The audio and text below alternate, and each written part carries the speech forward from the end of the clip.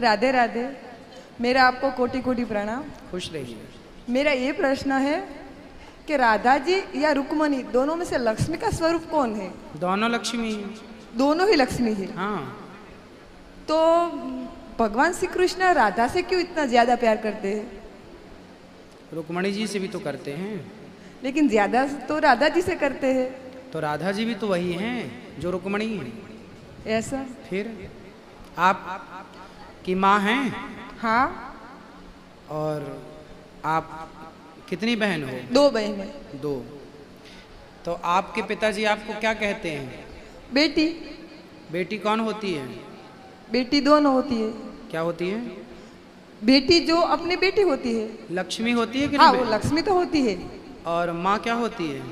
माँ यशोदा, सबकी माता प्यार करती है। जब आपकी माँ जब आपके पिताजी से ब्याह करके आई, हाँ, तो आपके पिताजी ने उन्हें क्या बोला होगा? हमारे घर कौन आ रहा है? लक्ष्मी। तो आपकी माँ कौन है? लक्ष्मी। आपकी माता भी लक्ष्मी है और आप भी लक्ष्मी हो। हाँ। और आपकी बहन कौन है? लक्ष्मी। लक्ष्मी। तो आप एक घर में 3 लक्ष्मी हो कि नहीं? सही बात है। तो जब 3 लक्ष्मी एक घर में हो सकती हैं, तो राधा और रुक्मणी दोनों एक क्यों नहीं हो सकती? वो बात भी सही है। राधा और रुक्मणी दोनों लक्ष्मी हैं। लक्ष्मी और महालक्ष्मी हैं लक्ष्मी। और गुरुजी, एक बात आपसे कही नहीं थी कि आपकी वजह से मैं पता नहीं कितनी बदल चुकी हूँ, और आपको मैं बयां नहीं कर सकती कि मैं राधा कृष्ण से कितना प्यार करती हूँ। पहले नहीं करती थी। बस आपकी भागवत कथा सुन सुन के, ये 2 साल की बात है, पहले मैं घूमने कहीं शिमला गोवा का सोचती थी। अब मुझे 2 ही जगह पसंद है, एक वृंदावन और एक गुजरात से द्वारका, और मैं गुजरात से हूँ। आपके आने से मेरे जीवन बहुत बदल चुका है, इसलिए मैं आपको कोटि कोटि धन्यवाद कहती हूँ। और आप पता नहीं आपके क्या बोलूँ आपके लिए मैं, क्योंकि मेरे जीवन में आपके से जो बदलाव आया है ना, पूरी जिंदगी में नहीं आता अगर आप मुझे नहीं मिलते तो। अच्छा। और बात यह है कि मेरे घर में बच्चों को तो पता भी नहीं थी कि कृष्ण भगवान होगा, वृंदावन होगा। अब मेरे छोटे छोटे बच्चे भी राधा और कृष्ण से प्यार करते हैं। ये 2 साल में आपकी भागवत कथा सुनने का परिणाम है गुरुजी। बिल्कुल। बस मेरी यही प्रार्थना है कि बस आप ये सेवा करते रहो और हमारे जैसे को वो उल्टे सीधे मार्ग वाले को सीधे चलाते रहो। बिल्कुल। आभार गुरुजी। खुश रहिए, सुखी रहिए। जय श्री कृष्ण गुरुजी। जय श्री कृष्ण।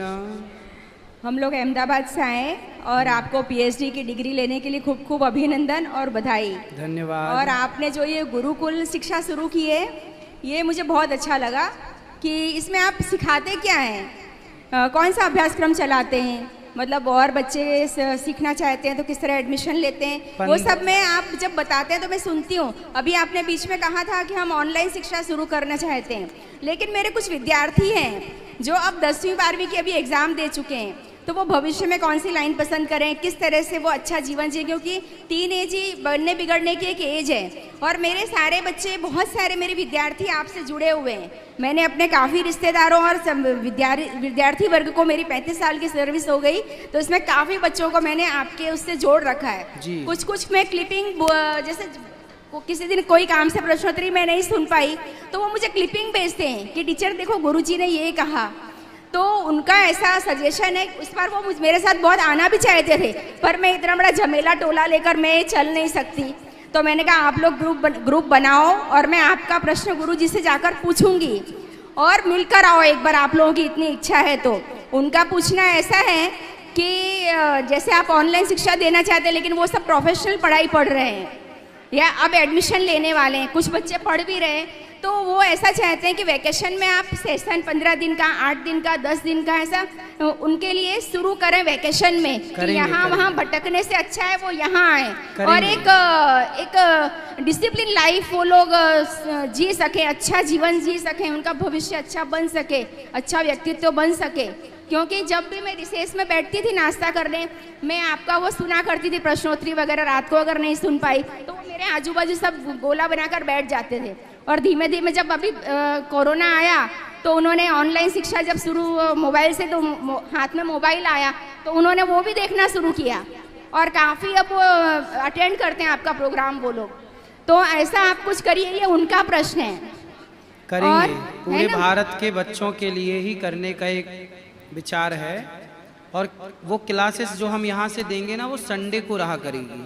वो वहाँ ऐसे ऑनलाइन नहीं लेना चाहते हैं, वो यहाँ ऑनलाइन नहीं। जो आप कह रहे हैं वो तो ठीक है, वो तो गर्मियों की छुट्टी में हाँ। सबको बच्चों को बुलाकर वो सब प्रकार की शिक्षा वो भी है। वो अलग अलग स्टेट से सब बच्चे आएंगे, हाँ। एक दूसरे के साथ कन्वर्सेशन करेंगे, अच्छी आदतें सीखेंगे, एक रूटीन, एक लाइफ का रूटीन उनका अच्छा सेट होगा। करेंगे करेंगे।